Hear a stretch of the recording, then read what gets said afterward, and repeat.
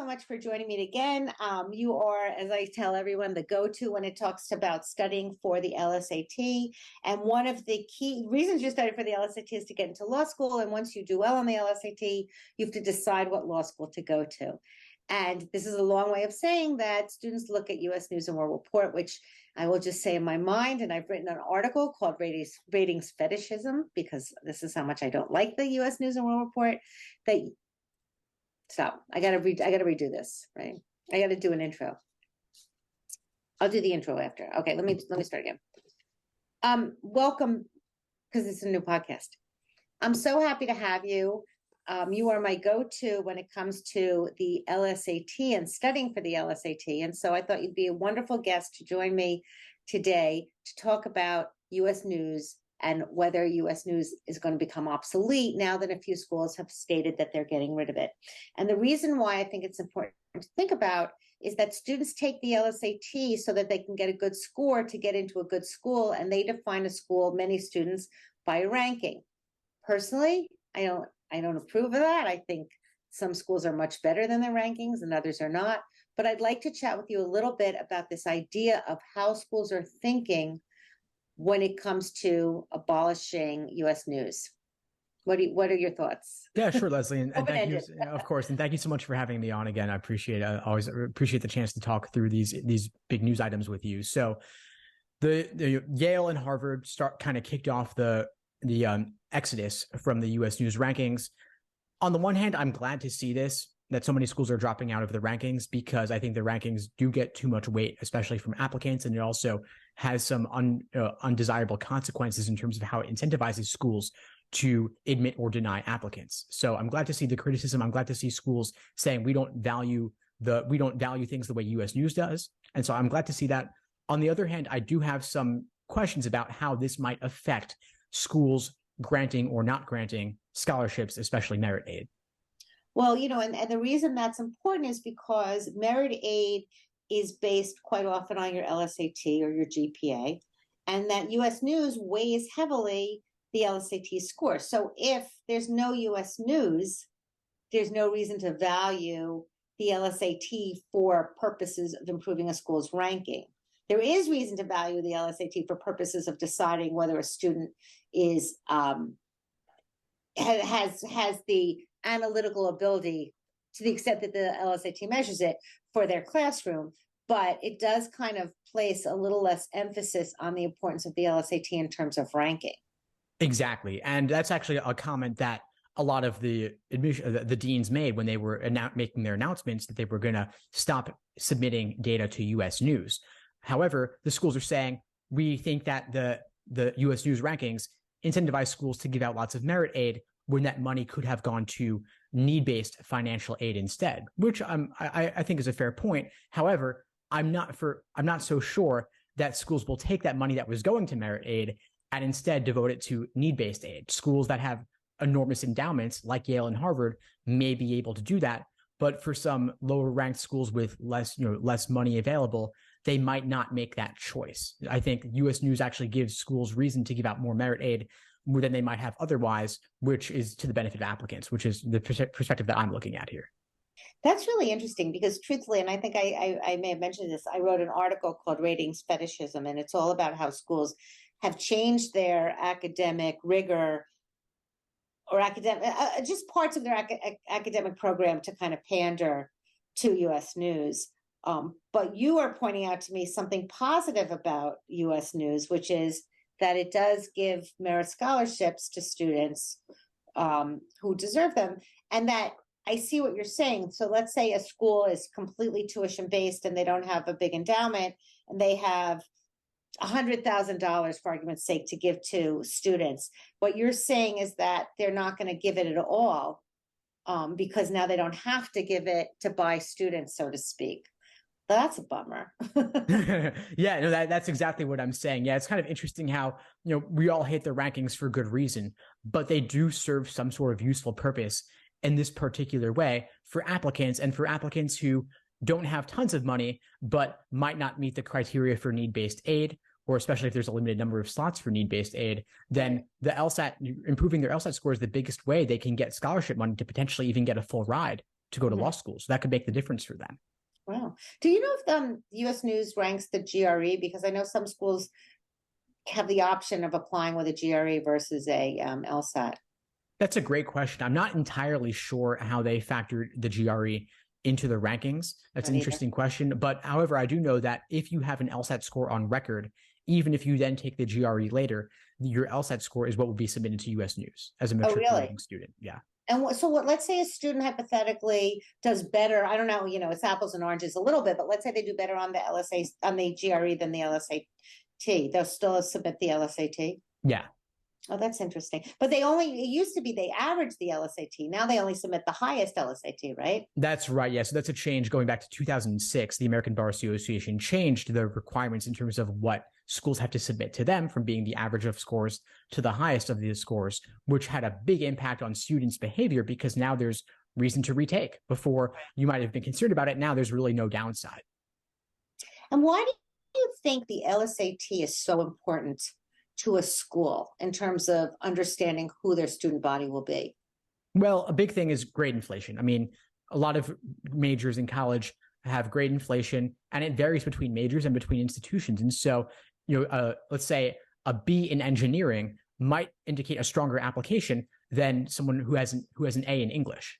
Mm-hmm. But if you're looking strictly at GPAs, you're going to choose the person with an A in English, even though the B in engineering actually represents more rigor and an applicant who has more aptitude. So for that reason, actually, Kelly Testy, the dean of I'm not sure which, the CEO of LSAC, I forget the exact title. She was saying on a webinar that GPAs are so inflated as to be essentially meaningless, which might have been strong language, but I think she has a point there. And so, and she's also a little bit biased, of course, but I think, again, she still has a point there that the LSAT is an equalizer in a sense, because no matter what your major, no matter what your background, you're taking the LSAT. I do believe it's a fair exam. It's not perfect, but I think it's the best we've got.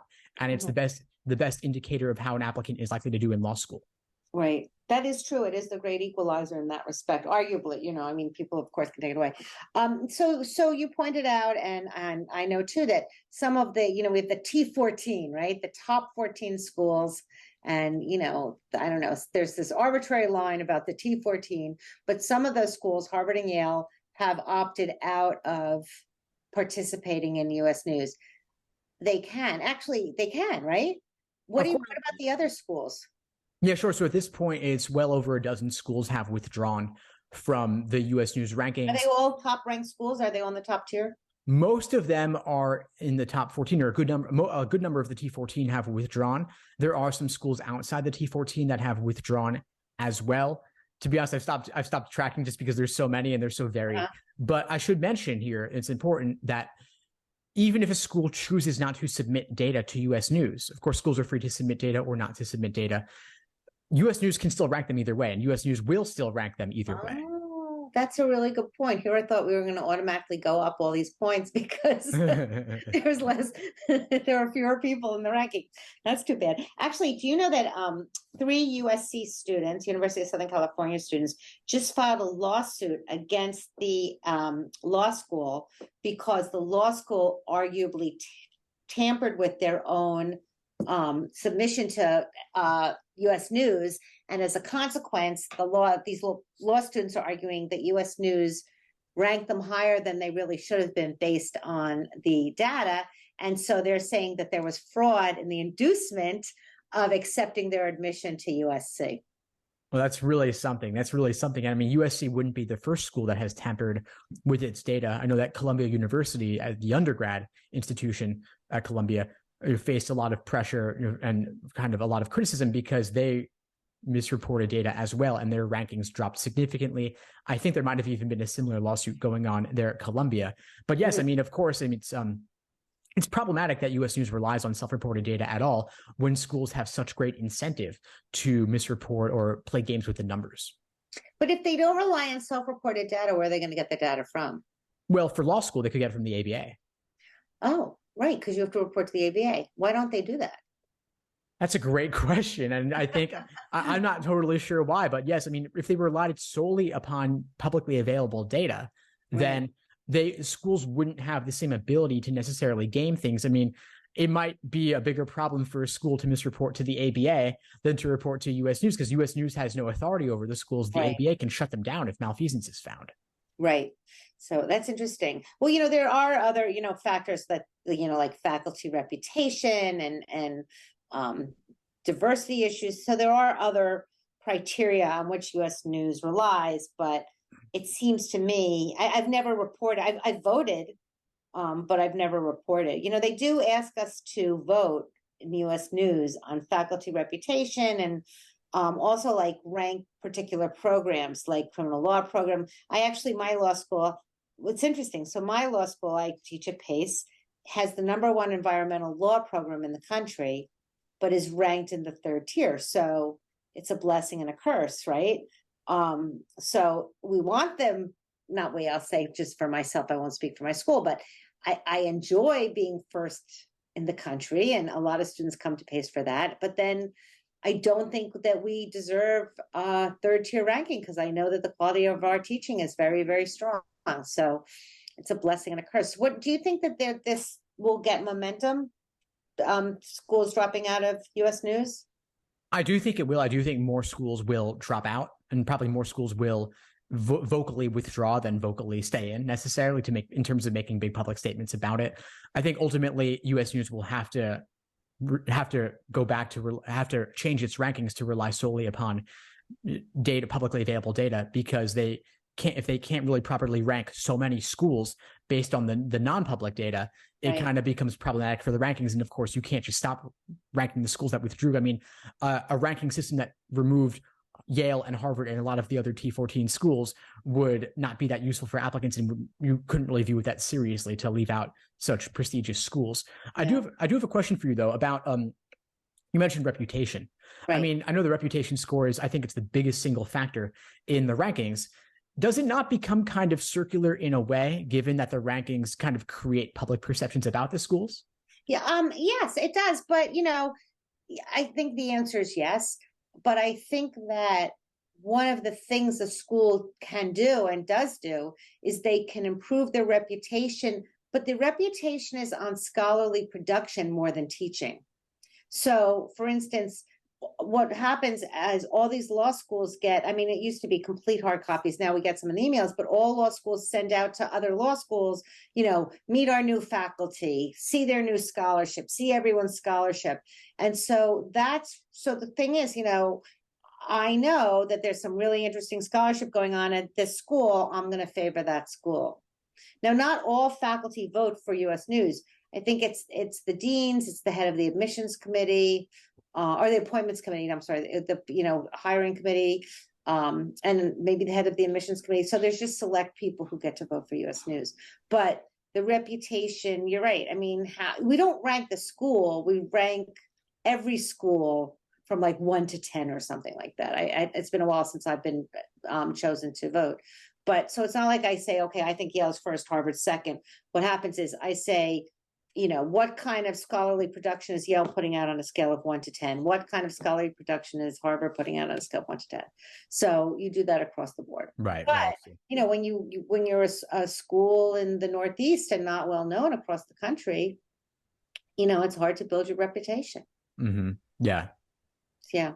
So it's a problem, but I think you're right that there's some value to the students aside from choosing a law school from US News. So I'll agree with that. I will say this too. Do you, and you probably counsel students too. I think when picking a law school, I tend to say, if you can get into a T14, great. And other than that, weigh how much money you're getting from the school, because you do get as good an education at most of these schools. And also the other thing I say to students is, figure out where you want to practice and whether career services kind of feeds into that area. So I think that those are other things to look at besides. Oh, certainly. No, I think avoidance of debt is a huge one, and that ties into the discussion about merit aid earlier.